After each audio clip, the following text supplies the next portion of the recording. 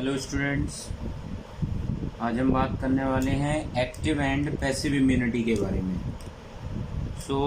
Active जो immunity है, ये इम्यूनिटी तब एक्वायर्ड होती है जब कोई इंडिविजुअल जो है एक्सपोजर होता है उसका किसको लेके, एंटीजन को लेके, एक्सपोजर टू एंटीजन।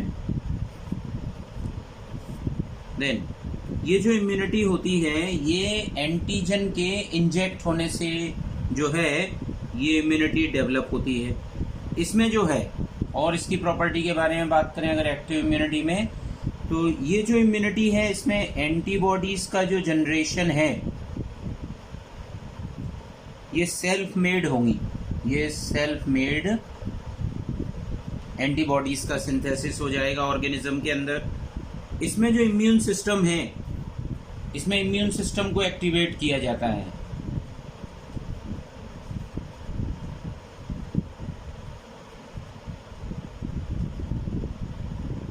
एक्टिवेटेड हो जाता है इसमें, और ये जो है इसको लेके इम्यूनोलॉजिकल मेमोरी जो है, अगर फ्यूचर में यही ऑर्गेनिज्म अगर दोबारा इन्फेक्ट करेगा तो ये इम्यूनोलॉजिकल मेमोरी के फॉर्म में ये जो है ये इम्यूनिटी बनी रहेगी। ये जो है अगर हम एक्टिव इम्यूनिटी में बात करें तो वेरी फ्यू साइड इफेक्ट्स इसके होते हैं एक्टिव इम्यूनिटी में। एक्टिव इम्यूनिटी कैसे ऑब्टेन्ड होगी? ये एक पूरे तरीके से इफेक्टिव रिस्पॉन्स देगी पर्टिकुलर किसी ऑर्गेनिज्म को लेके, और फिर जो बॉडी है वो इसको लेके एक्टिवेटेड रहेगी हमेशा। नाउ जैसे कि फॉर एग्जांपल अगर हम बात करें एक्टिव इम्यूनिटी, जैसे कि टाइफॉइड वैक्सीनेशन,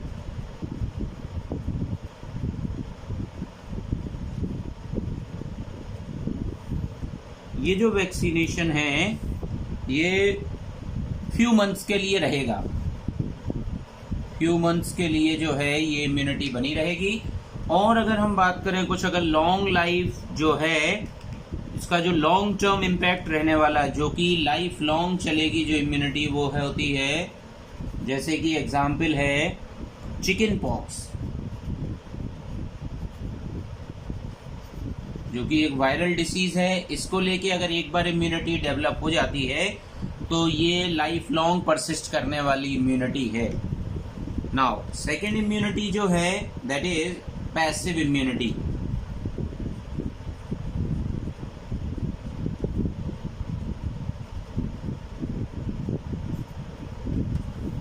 पैसिव इम्यूनिटी जो है, इसमें जो सिस्टम, जो ऑर्गेनिज्म है, इसके लिए जो एंटीबॉडीज जो होंगी आउटसाइड से ऑब्टेन किया जाएगा। ये एंटीबॉडीज आउटसाइड से ऑब्टेन किया जाएगा।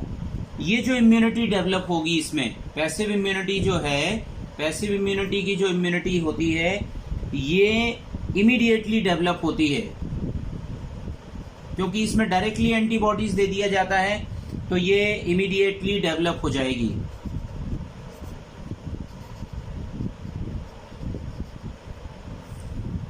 ये जो है, जैसा कि इसमें हमने बात किया था कि इसमें जो है लॉन्ग लास्टिंग ये रहेगी, बट ये जो रहेगी ये केवल फ्यू डेज के लिए ही ये इम्यूनिटी रहेगी, जब तक एंटीबॉडीज का इफेक्ट रहेगा, क्योंकि ये उसके ऑर्गेनिज्म की सेल्फ एंटीबॉडीज नहीं है, ये आउटसाइड से ऑब्टेन की गई एंटीबॉडीज हैं। इसीलिए इनका जो इफेक्ट है वो केवल शॉर्टर ड्यूरेशन के लिए रहेगा। नाउ इसमें जो है सीरम इंट्रोड्यूस किया जाता है किसी दूसरे ऑर्गेनिज्म का, और सीरम ही एंटीबॉडीज को कैरी करता है अपने में। पैसिव इम्यूनिटी के अगर हम एग्जाम्पल में बात करें तो पैसिव इम्यूनिटी जो है इसके लिए एंटी सीरा जो बनाए जाते हैं, जैसे कि एग्जाम्पल है anti rabies,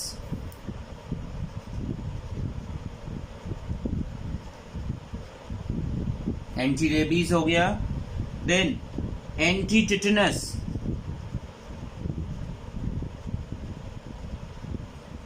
anti tetanus. Then ये जो है ये बहुत सारे जो हैं एंटीबॉडीज ये इस तरीके से डेवलप होती हैं और बेस्ट एग्जाम्पल जो अगर हम इसमें बात करें वो है कोलेस्ट्रम का, जो कि मदर मिल्क से ऑब्टेन्ड होता है, जो कि फर्स्ट मदर मिल्क जो होता है, जो कि येलो कलर का सब्सटेंस होता है, इसमें ज़्यादा हायर अमाउंट में प्रोटीन्स होते हैं और ये अपने में एंटीबॉडीज कैरी करता है इम्यूनोग्लोबुलिन ए, जो कि फीटस के लिए जो है फर्स्ट जो कोलेस्ट्रम जो मिल्की जो येलो सब्सटेंस होता है उसमें एंटीबॉडीज प्रोवाइड किया जाता है मदर के मिल्क से। So this is about passive immunity. Active और जो पैसिव इम्यूनिटी है इन दोनों के डिफरेंसेस पर भी हमने बात कर लिया। इसमें जो इम्यून सिस्टम है ये इमीडिएट की भी बात है, इसमें जो है इम्यून सिस्टम का एक्टिवेशन की भी बात नहीं होती है क्योंकि एंटीबॉडीज आउटसाइड से दिया जा रहा है। No immune system activation.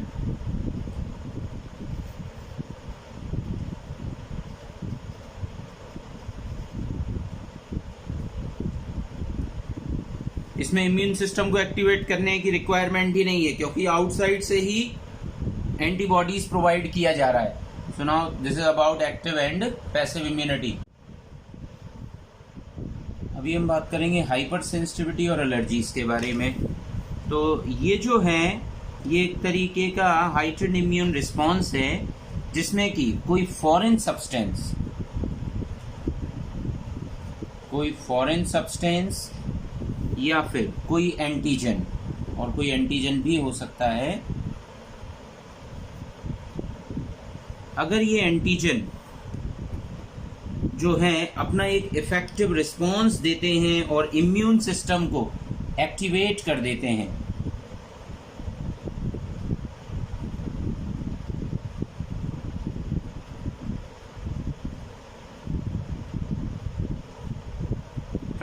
अगर ये इम्यून सिस्टम का एक्टिवेशन कर देते हैं तो वो कंपोनेंट अलर्जेंस कहलाते हैं।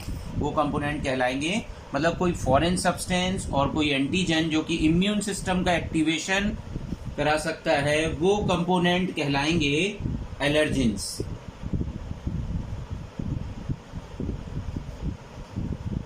ना ये जनरली जो होते हैं ये वीक एंटीजन होते हैं,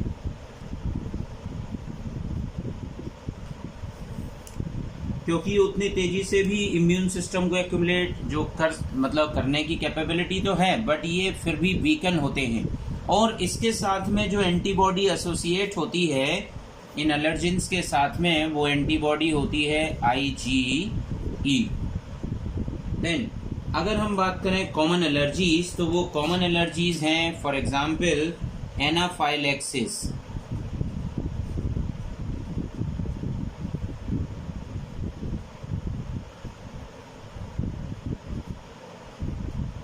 urticaria, hay fever, asthma,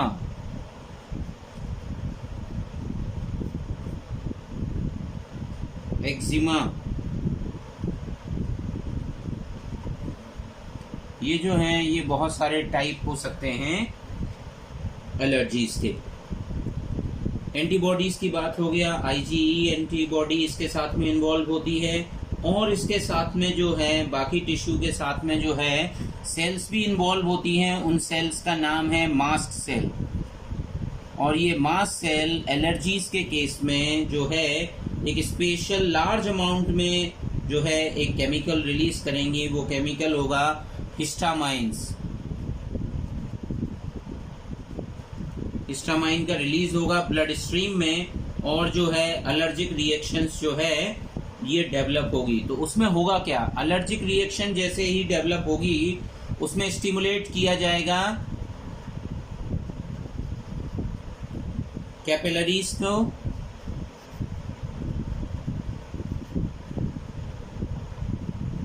increase permeability हो जाएगी ब्लड वेसल्स में,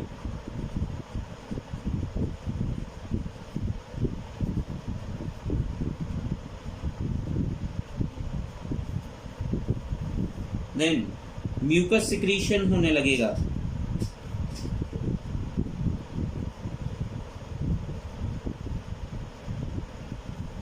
इसके अलावा जो है पेन है, स्वेलोइंग है, रेडनेस है, ये सारे के सारे कैरेक्टर्स जो हैं वो एलर्जी के कॉमन कैरेक्टरिस्टिक्स हैं। अगर बात किया जाए कि जैसे एलर्जिक राइनाइटिस हो जाएगा, allergic rhinitis means nasal secretion,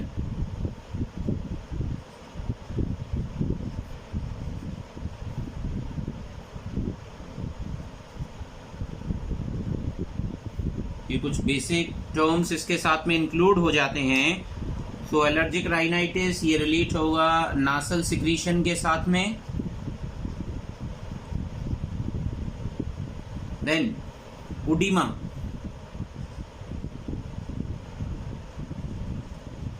oedema का जो टर्म है ये एक्यूमुलेशन ऑफ टिश्यू फ्लूइड से मीनिंग है।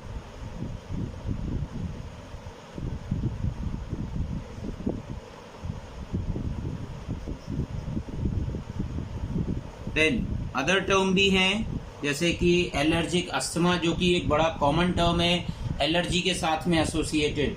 ये बड़ा कॉमन टाइप की एलर्जी जो है अस्थमा, जिसमें कि ये मोस्ट कॉमन है और इसमें नैरोइंग ऑफ ब्रोंकी हो जाती है।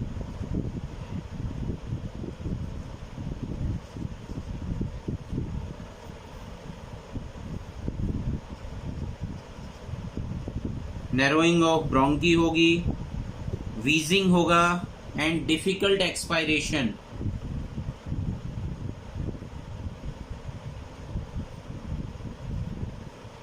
एंड डिफिकल्ट इन रेस्पिरेशन और एक्सपायरेशन।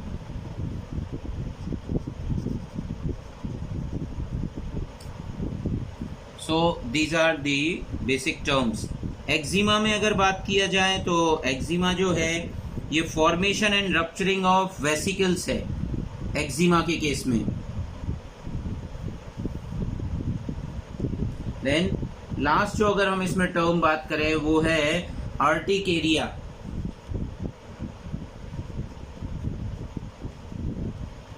अर्टिकेरिया के केस में जो है ये इची स्किन इरप्शन है। यहां पर जो है पिंकिश कलर हो जाएगा, इचीनेस होगी, स्किन इरप्शन हो जाएगा, स्किन के साथ में एसोसिएटेड हो जाएगा।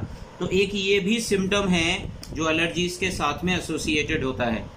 एक और टर्म जो हम यहाँ पर बात कर रहे हैं एनाफाइलेक्टिक शॉक। एनाफाइलेक्टिक शॉक में जो है ये एक बड़ी डेंजरस सिचुएशन है। एनाफाइलेक्टिक शॉक ये इसमें वायलेंट, एक sudden super hyper sensitive immune response होगा और जिसमें जो एलर्जिन होगा ये ब्रेथलेसनेस ला सकता है, ब्रीदिंग में बहुत ज्यादा प्रॉब्लम हो जाएगी। सो ब्रेथलेसनेस हो जाएगी,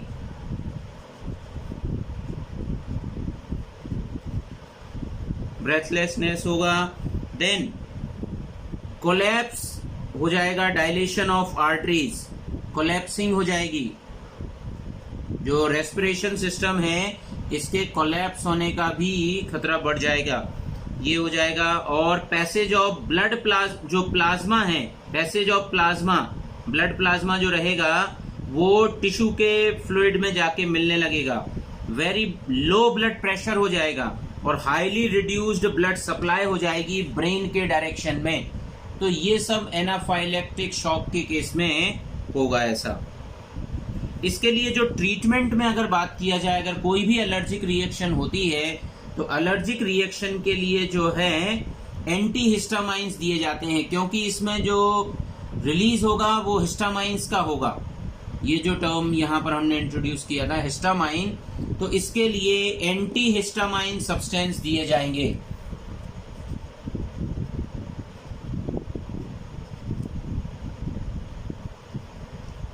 देन इसके अलावा जो है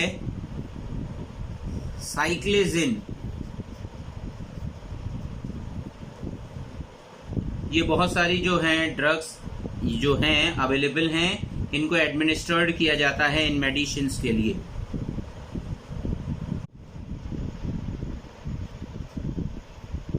अभी हम बात करेंगे वैक्सीनेशन एंड इम्यूनाइजेशन के बारे में। तो जो टर्म वैक्सीन है ये वैक्सीन टर्म आया हुआ है वैका। वैका मीनिंग होता है, जो कि लैटिन वर्ड है जिसका मीनिंग होता है काउ, और इस टर्म के लिए सबसे पहले इंट्रोड्यूस करने वाले साइंटिस्ट थे। ये जो टर्म था इसको क्वाइन किया था लुईस पाश्चर।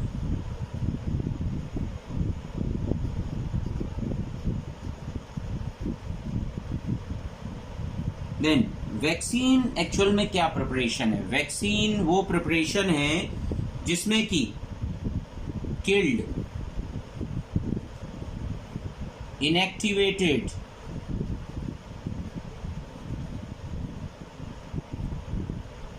और जिसके लिए हम बोल सकते हैं एटीन्यूएटेड, और भी इसका मीनिंग है जिसको हम बोल सकते हैं वीकेंड, माइक्रो ऑर्गेनिज्म का यूज किया जाता है, या तो यूज होगा माइक्रो ऑर्गेनिज्म का, या फिर उसके किसी टॉक्सिन का, या उसके कोई अदर सब्सटेंसेस का जो कि एंटीजेनिक नेचर रखता है, और उससे जो है उसके अगेंस्ट में जो है इम्यूनिटी को इंड्यूस करने के लिए जो है दैट जो है वैक्सीन का यूज किया जाता है। तो वैक्सीन एक्चुअल में क्या करते हैं? वैक्सीन जो है वो इम्यूनिटी क्रिएट करते हैं वैक्सीन के ऐड करने से। वैक्सीनेशन को सबसे फर्स्ट वैक्सीनेशन जो परफॉर्म किया था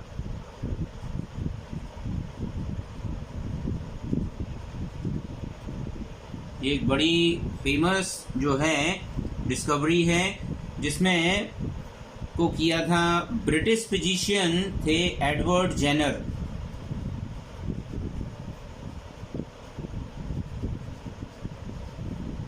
(1796) जो है इन्होंने सबसे पहले प्रोटेक्ट किया था पीपल के लिए। डिसीज का नाम था स्मॉल पॉक्स।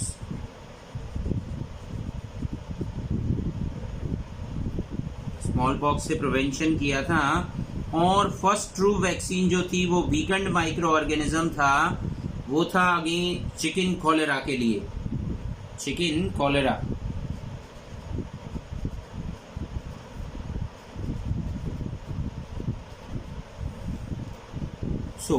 अगर हम एडवर्ड जेनर की अगर जो है वर्क के बारे में अगर बात करें तो एडवर्ड जेनर ने सबसे पहले ये नोट किया था कि जो मिल्कमेड है,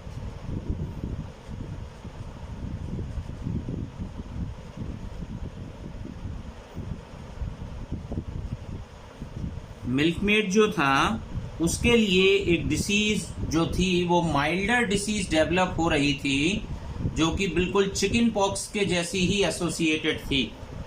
चिकन पॉक्स जो थी वो डिसीज का नाम था cow pox, not with the chicken pox that was associated with the small pox.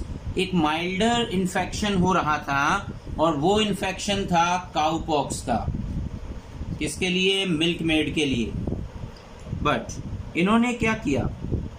इन्होंने स्मॉल पॉक्स के लिए वैक्सीनेशन बनाना था इनके लिए। तो 1796 में जेनर ने एक 8 ईयर ओल्ड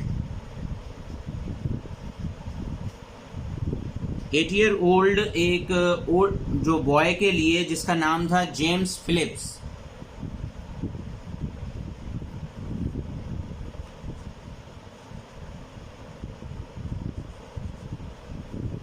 जेम्स फिलिप्स के लिए जो था सबसे पहले काउ पॉक्स का स्क्रैप, इस ऑर्गेनिज्म का जो मिल्कमेड के लिए जो डिसीज हो रहा था काउ पॉक्स, उसका काउ पॉक्स का जो था स्क्रैप, उस सबसे पहले इन्होंने जो कि 2 मंथ पहले इसको इंजेक्ट किया था अप्रोक्सीमेटली, जो इसके लिए इंजेक्ट किया तो इस बच्चे के लिए। फिर बाद में इन्होंने उसी बॉय के लिए जो था स्मॉल पॉक्स का मतलब स्मॉल पॉक्स को भी इंट्रोड्यूस किया। स्मॉल पॉक्स को इंट्रोड्यूस किया तो वो जो बच्चा था जिसके अंदर सबसे पहले काउ पॉक्स को इंट्रोड्यूस किया गया था, वो इस स्मॉल पॉक्स के होने वाले डिलीटेरियस इफेक्ट से, जिससे कि डेथ हो सकती थी, उस ऑर्गेनिज्म से ये बच चुका था। तो इसी वजह से जेनर ने ये टर्म क्वाइन किया था वैक्सीन। तो वैक्सीनेशन टर्म उस समय जो था सबसे पहले इंट्रोड्यूस हो गया। देन लुईस पास्चर का जो वर्क है, लुईस पास्चर ने सबसे पहले कॉलेरा बैक्टीरिया के ऊपर यही वर्क किया हुआ था वैक्सीनेशन को बनाने के लिए। इन्होंने क्या किया, Lewis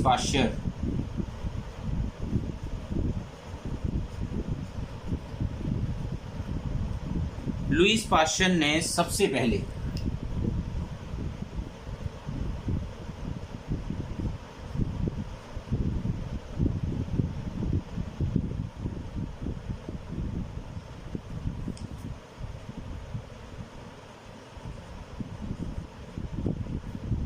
aged culture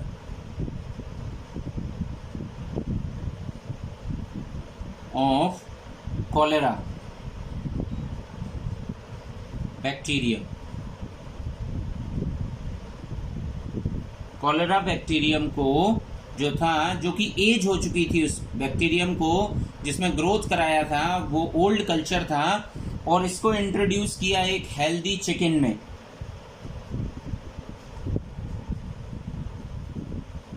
healthy chicken में जब इसको इंट्रोड्यूस किया तो ये जो चिकन था ये फ्री फ्रॉम कॉलेरा रहा।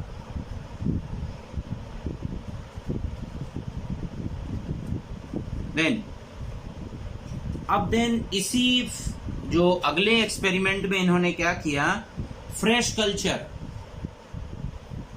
यही जो पहले एज्ड कल्चर था, अब यही कल्चर जो था ये फ्रेश कल्चर लिया इन्होंने इस बैक्टीरियम का।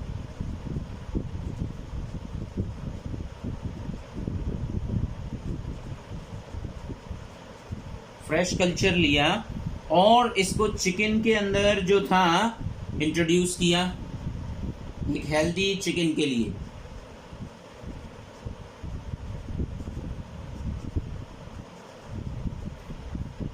तो ये जो चिकन था उसकी, ये जो था चिकन वो डेड हो गया ड्यू टू कॉलेरा, उसके लिए जो थी वो कॉलेरा डिसीज हो गया। इससे इन्होंने ये इंट्रोड्यूस किया कि जब एज कल्चर को इंट्रोड्यूस किया जाता है तो जो चिकन होता है वो फ्री फ्रॉम कल्चर रहता है। यही जो फ्रेश कल्चर था, जब इसके लिए भी ओल्ड कर लिया गया और जब इसको चिकन के अंदर इंट्रोड्यूस किया गया तो वो चिकन भी लाइव बना रहा, उसकी डेथ नहीं हुई। इस तरीके से जो पास्चर थे उन्होंने इस बैक्टीरिया को, जो कि कॉलेरा डिसीज कॉज करता था, तो जो चिकन था अगर उसको ओल्ड कल्चर के साथ में इंट्रोड्यूस किया जा रहा था तो वो कॉलेरा उसको नहीं हो रहा था। और जबकि क्योंकि वो एंटीजन कैसा था, ये कॉलेरा कैसा हो गया था, वीक एंटीजन के जैसे बिहेव कर रहा था ये, क्योंकि वो ओल्ड कल्चर था। इसी वीक एंटीजन को, जो कि स्टारवेशन के कारण हो गया या फिर इसको हीट हो गया या कोल्ड के कारण, तो पास्चर ने जो था इसी कॉन्सेप्ट को लेके 1885 में जो था एंटी रेबीज वैक्सीन बना दिया था।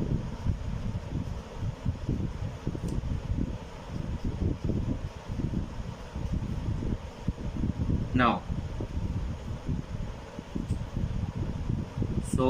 इस तरीके से इन्होंने एक और वैक्सीनेशन पर भी वर्क किया, एंटी रेबीज वैक्सीन। अगला जो हम बात करें वैक्सीनेशन में वो है types of vaccine. Types of vaccine जो है वो सेवरल इसके बेसिक टाइप्स हैं, जैसे कि या तो एटीन्यूएट किया जाएगा एंटीजन के लिए, एटीन्यूएटेड होल एजेंट वैक्सीन बनाया जाएगा। एटीन्यूएटेड में जो अगर हम बात करें, होल एंटीजन की बात चल रहा है, use living but attenuated microbes.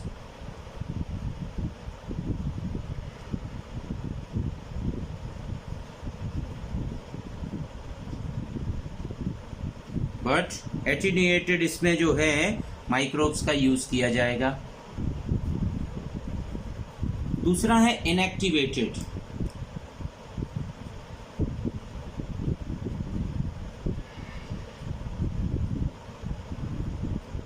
Inactivated whole agent vaccine जो है इसमें माइक्रोब्स के लिए जो है पहले से ही किल्ड कर दिया जाएगा, किल रहेगा, जैसे कि या तो उसके लिए ट्रीट कर दिया जाए फिनॉल से या फिर फॉर्मलिन से। इन एजेंट से अगर इसको ट्रीट कर दिया जाएगा तो वो जो वैक्सीन बनेगी वो इनएक्टिवेटेड होल एजेंट वैक्सीन बनेगी। अगला है या तो किसी ऑर्गेनिज्म से जो टॉक्सिक सब्सटेंस निकल रहा है, टॉक्सॉइड सब्सटेंस, जैसे कि इस तरीके की वैक्सीन बनाई जाती है टिटनस के केस में, एंटी टिटनस सीरम के केस में, वो टॉक्सॉइड जो कंपोनेंट रहेगा ये इनएक्टिवेटेड टॉक्सिन रहेगा।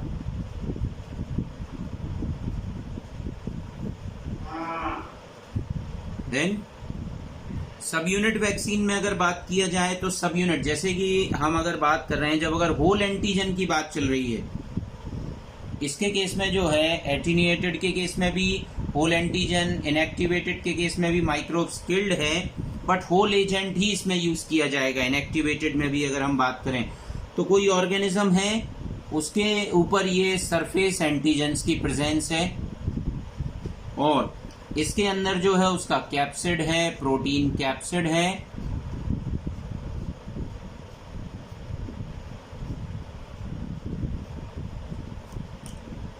और उसके अंदर उसका जेनेटिक मटेरियल की प्रेजेंस है। तो ये एटीन्यूएटेड होल एजेंट वैक्सीन के जैसे भी बिहेव करेगा। अगर इसकी किसी सब यूनिट को अगर सिलेक्ट कर लिया जाए, अगर इसकी सब यूनिट को अगर सिलेक्ट कर लिया जाए तो ये फोर्थ काइंड ऑफ वैक्सीन बन जाएगी, वो बनेगी सब यूनिट वैक्सीन। जब इस पूरे एंटीजन में से केवल और केवल उसकी सब यूनिट्स को कलेक्ट कर लिया जाए और सब यूनिट को लेके वैक्सीन को प्रिपेयर किया जाए, दैट इज कॉल्ड सब यूनिट वैक्सीन।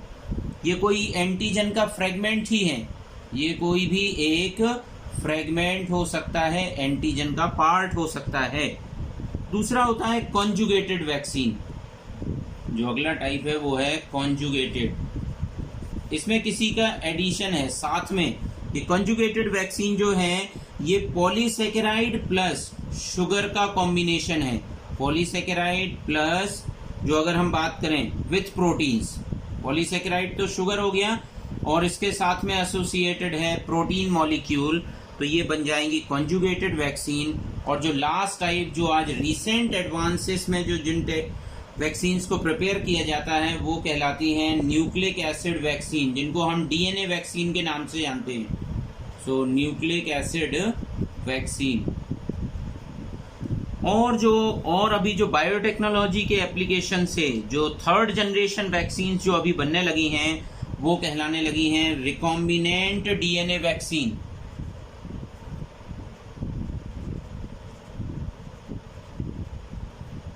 रिकॉम्बिनेंट वैक्सीन का भी इनको टर्म बोला जा सकता है। सो इस तरीके से ये बहुत सारी वैक्सीन्स जो हैं वो डेवलप किया गया है। सबसे पहले जो वैक्सीन्स बनाई गई, सबसे पहले अगर हम वैक्सीन की बात करें तो पहले चलता था first generation of vaccine.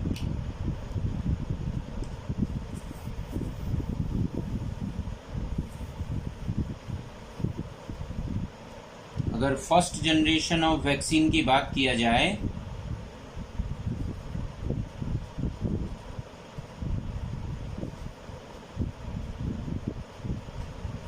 First generation of vaccine जो थी वो एटीन्यूएटेड लाइव वैक्सीन थी।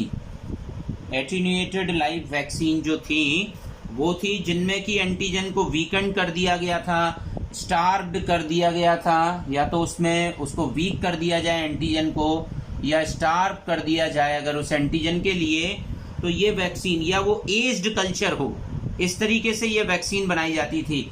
एग्जाम्पल है जो फर्स्ट जनरेशन में अगर हम बात करें जो इस तरीके से बनाई जाती थी वो थी small pox. Small pox vaccine ऐसे बनाया गया। किल्ड और इनएक्टिवेटेड वैक्सीन जो बनाई गई, किल्ड इसमें भी जो टाइप थे फर्स्ट जनरेशन में, और भी जो वैरायटी बनी वो थी किल्ड और इनएक्टिवेटेड वैक्सीन्स बनाई गई। ये सभी फर्स्ट जनरेशन वैक्सीन ही थी। इसके जो एग्जाम्पल हैं वो है साल्क पोलियो वैक्सीन। साल के एक साइंटिस्ट थे, उन्होंने सबसे पहले इसको बताया। इस वजह से इसके लिए साल्स पोलियो वैक्सीन के नाम से भी जाना जाता है। तो ये सभी फर्स्ट जनरेशन वैक्सीन थी। टॉक्सॉइड में अगर बात किया जाए, इसी में एक और टाइप जो है वो है टॉक्सॉइड का। तो ये जो टॉक्सॉइड थे, ये टॉक्सॉइड्स जो था ये बनाया गया टिटनस को लेके।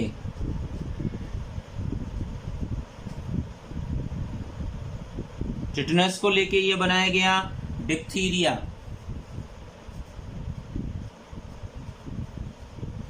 डिप्थीरिया को लेके जो है ये भी बनाया गया। तो ये टॉक्सॉइड्स बनाए गए। ये टॉक्सॉइड्स बनाए गए। देन सेकेंड जनरेशन वैक्सीन की अगर हम बात करें,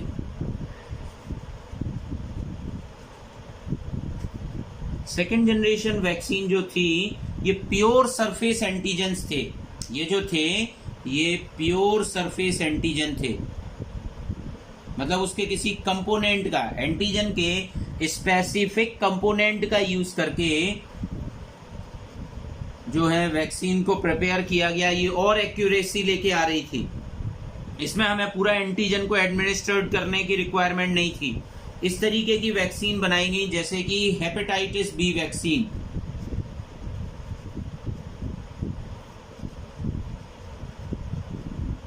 हेपेटाइटिस बी वैक्सीन बनाई गई, और भी कई सारी वैक्सीन जो हैं सेकेंड जनरेशन वैक्सीन में प्रिपेयर किए गई। थर्ड जनरेशन जो वैक्सीन है, जो आज भी जिनका जो आज रिसेंट टेक्निक से जो प्रिपेयर किए जाते हैं, वो सभी थर्ड जनरेशन वैक्सीन हैं। थर्ड जनरेशन वैक्सीन में अगर बात किया जाए तो ये बहुत ज़्यादा प्योर क्वालिटी की वैक्सीन हैं, प्योरेस्ट हैं। इनकी पोटेंसी ज़्यादा है, ये हाईएस्ट पोटेंसी रखते हैं। ये हाई पोटेंसी जो है इनमें है, जो ज़्यादा एक्यूरेसी से वर्क करेंगी। इसी वजह से आज भी जो है कोरोना वैक्सीन भी अगर जो बन रही होगी, वो सभी थर्ड जनरेशन वैक्सीन पर ज़्यादा फोकस किया जा रहा होगा इस वैक्सीन पर। तो इस वैक्सीन में जो है, या तो हम उसके स्पेसिफिक प्रोटीन को या तो रिकॉम्बिनेंट वैक्सीन बना लें उससे, तो हमने उसमें रिकॉम्बिनेंट डीएनए टेक्नोलॉजी का भी यूज करते हैं। इसमें हम क्या लेंगे उस वैक्सीन को बनाने के लिए, या तो स्पेसिफिक प्रोटीन जो कि ज्यादा एंटीजेनिक कैरेक्टरिस्टिक्स देता है, या फिर हम उसके जीन को सिलेक्ट करके उसकी एनकोडिंग करेंगे। तो जीन की एनकोडिंग से प्रोटीन को मैन्युफैक्चर किया जाएगा, फिर इम्यूनोलॉजिकल रिएक्शन किया जाएगा। इस तरीके की बहुत सारी जो वैक्सीन है, जैसे कि ये वैक्सीन भी हेपेटाइटिस बी जो बनाई गई हैं, जैसे कि हेपेटाइटिस बी,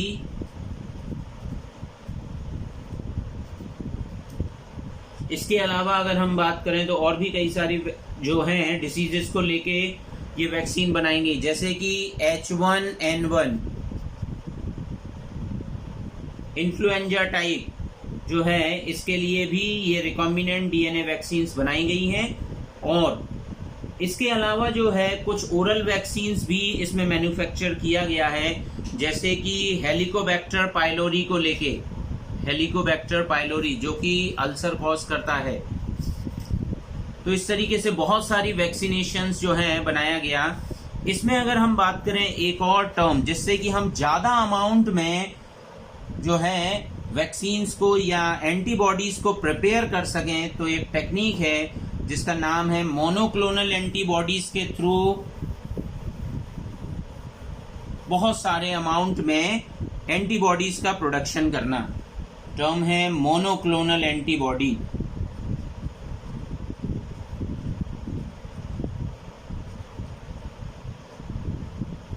मोनोक्लोनल एंटीबॉडीज जो हैं ये आइडेंटिटिकल हैं। मोनोक्लोनल मीन्स जिनका क्लोन बिल्कुल सिमिलर है, मतलब ये आइडेंटिटिकल हैं। टर्म से ही समझ में आ रहा है, ये आइडेंटिटिकल एंटीबॉडीज हैं।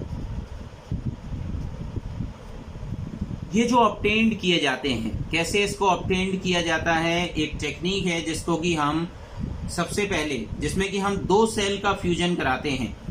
एक तो सेल जिसमें कि हमें बनानी पड़ती है हाइब्रिडोमा। ये टेक्निक जो बनाई गई, ये बनाया गया हाइब्रिडोमा। हाइब्रिडोमा मीन्स जो हाइब्रिड से बनाया गया हो।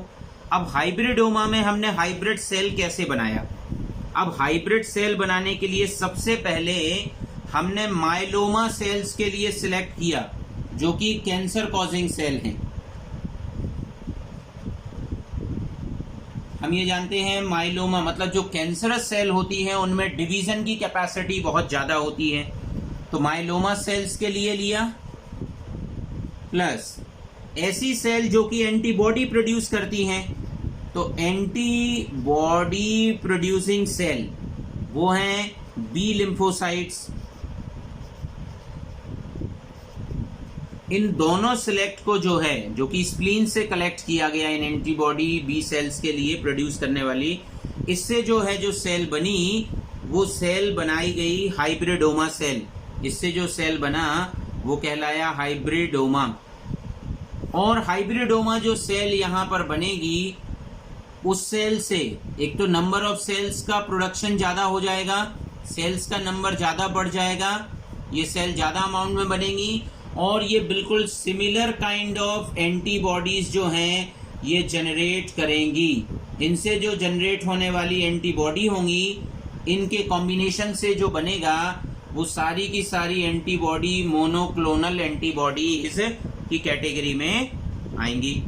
इस तरीके से जो है मोनोक्लोनल एंटीबॉडीज से हम एक स्पेशल काइंड ऑफ एंटीबॉडी जो है इसका प्रोडक्शन करा सकते हैं। देन अगर हम बात करें कुछ और वैक्सीन्स में, तो वैक्सीन जो है कौन कौन से टाइप से ये जो वैक्सीन बनाई गई हैं, तो अगर हम होल ऑर्गेनिज्म को अगर सिलेक्ट करें, होल ऑर्गेनिज्म जिसमें यूज किए जाते हैं, जैसे कि बैक्टीरियल डिसीज में अगर हम बात करें तो वो है एंथ्रेक्स। एंथ्रेक्स में जो है इनएक्टिवेटेड वैक्सीन होती है ये। इसके अलावा है कोलेरा, ये भी इनएक्टिवेटेड वैक्सीन है। प्लेग भी जो है ये भी एक इनएक्टिवेटेड वैक्सीन ही प्रिपेयर किया जाता है। ट्यूबरकुलोसिस को लेके जो वैक्सीन बनाया गया है वो कहलाती है बीसीजी। इसका नाम है बैसिलस कैलमेटी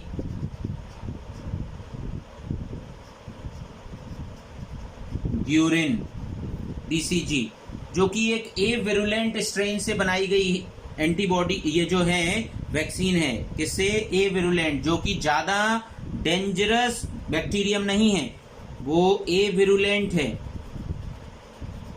जो विरुलेंस कॉज नहीं करता है। उस ऑर्गेनिज्म का नाम है माइकोबैक्टीरियम बोविस, जो कि एनिमल में डिसीज, जो कि है कैटल्स में डिसीज कॉज करता है। तो उसको लेके जो है ट्यूबरकुलोसिस की वैक्सीन बनाया गया है। देन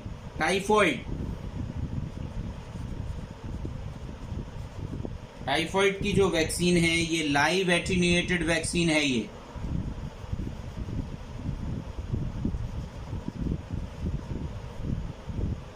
देन वायरल डिसीज को लेके भी बहुत सारी वैक्सीन्स बनाई गई हैं, जैसे कि हेपेटाइटिस ए, ये इनएक्टिवेटेड वैक्सीन है। देन मीजल्स,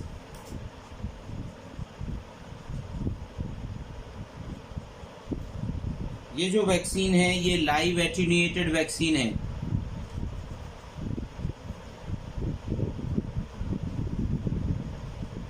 तो ऐसे बहुत सारी जो वैक्सीन्स हैं, जैसे येलो फीवर को लेके, पोलियो को लेके और टॉक्सॉइड्स को लेके जो है, सरफेस एंटीजेंस में अगर हम बात करें, जो सरफेस एंटीजन जिसका लिया गया है वो वैक्सीन है, वो एक तरीके से रिकॉम्बिनेंट सरफेस एंटीजन इसमें लिया गया है, वो है hepatitis B antigen. Hepatitis B का एंटीजन को सिलेक्ट किया गया है वैक्सीन प्रिपेयर करने के लिए। टॉक्सॉइड में भी हमने बात किया था, डिप्थीरिया को लेके इनएक्टिवेटेड एंडोटॉक्सिन बन सकता है, और टिटनस को लेके भी जो है बात किया हमने, टिटनस भी जो है वो इनएक्टिवेटेड एंडोटॉक्सिन, एक्सोटॉक्सिन्स की कैटेगरी में आता है।